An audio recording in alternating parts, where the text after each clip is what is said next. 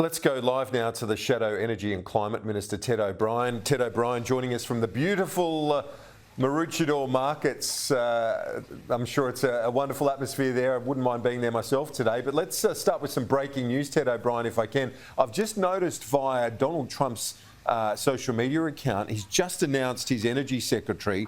Chris Wright is his name. He's the founder of an oil field services firm based in Denver.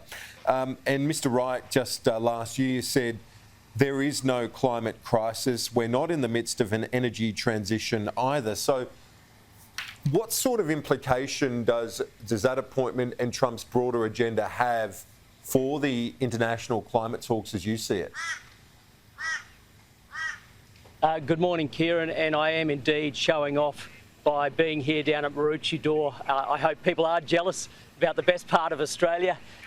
Look, the announcement that you've just mentioned is new news, and so I can't really comment very specifically about the appointment, other than to say that from the Coalition's perspective, we have proven to be able to work with either side of the political side of the United States. That'll be the same when it comes to the Trump administration.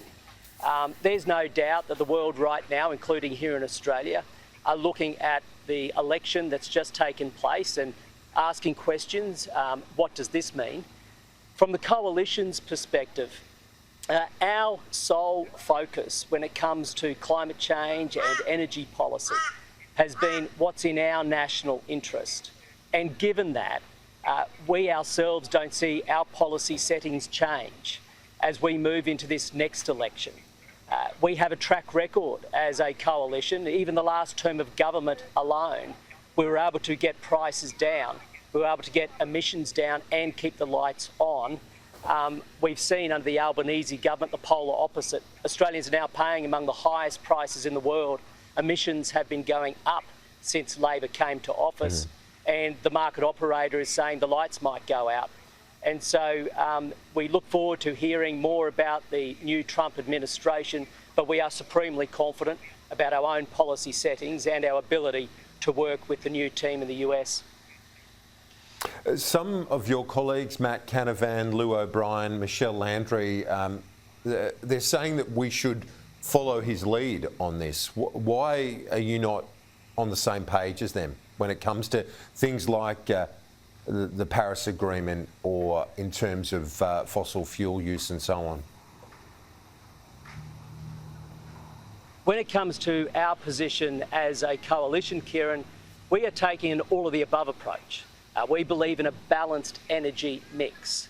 And that means today we have our baseload power being supplied by coal-fired power stations. We have renewables and gas. They're the three primary sources of energy. As we move forward, our policy is to continue with renewables, to pour more gas into the system, and as coal retires from the system, to replace it with another 24/7 baseload power source, that being zero emissions nuclear energy. If you look at the United States, indeed the US itself is doubling down on nuclear energy. Both sides of Congress are united on the importance of having nuclear as part of a balanced energy mix. That's how they're getting prices down. Indeed, the Department of Energy of the United States recently came out with a report that compared the cost of a renewables-only grid, which is like the one Labor wants in Australia, to a grid that is renewables plus nuclear. And the renewables plus nuclear grid ends up being 37% cheaper. So we are learning from the United States. As a coalition, we are united around the importance of including nuclear in the mix, and that unity will continue. Is it, but just on the net zero thing, because the colleagues, some of your colleagues are saying it's economic suicide. Why do it if Donald Trump has turned the whole thing on its head anyway? Well, look, you can't blame, Kieran, people looking at the approach that the Albanese government is taking for a net zero electricity grid, for example, and saying it is economic suicide. I mean, we revealed on Friday last week over $500 billion of hidden costs that the Albanese government has not revealed to the Australian people. I mean, this is scandalous stuff. This is the biggest con job ever attempted on the Australian people. I mean, we've had, the Prime Minister doesn't know what's going on, right? So he's never actually been able to come up with a cost of his own plan. But we've had Chris Bowen claiming their plan for the national electricity market on the east coast of Australia will be $122 billion for transmission, storage and also generation.